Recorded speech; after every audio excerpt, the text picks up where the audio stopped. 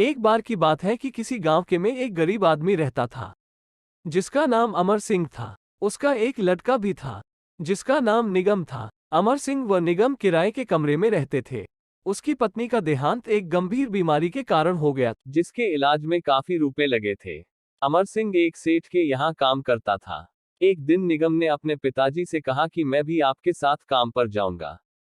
अमर सिंह के मना करने पर भी लड़का नहीं माना और अमर सिंह के साथ सेठ के यहाँ चला गया। अमर सिंह सेठ के घर की साफ सफाई का काम करता था। अमर सिंह सेठ की लग्जरी कारों को साफ कर रहा था और निगम उसे देख रहा था।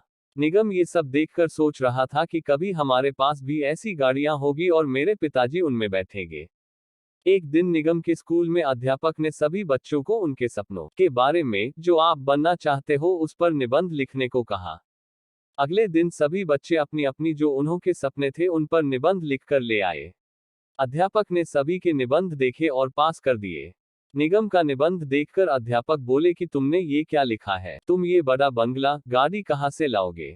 और कहा कि मैं तुम्हें एक दिन और देता हूँ, तुम ऐसा निबंध लिखकर लाना जो तुम्हारे लिए संभव हो, जो तुम कर सको। बेकार में जो तुम्हारे लायक ना हो उस पर निबंध मत लिखकर लाना, नहीं तुम्हें फेल कर दिया जाएगा। निगम घर गया और अपने भविष्य में अपने सपनों को सोचने लगा और लेकिन कोई दूसरा सपना सोच ही नहीं पा रहा था।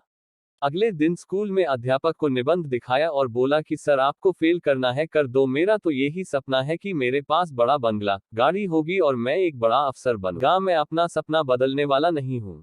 अध्यापक ने ये सब सुनकर निगम को फेल कर दिया। निगम ने अपनी पढ़ाई में बहुत मेहनत की, सभी परीक्षा में अव्वल आता था।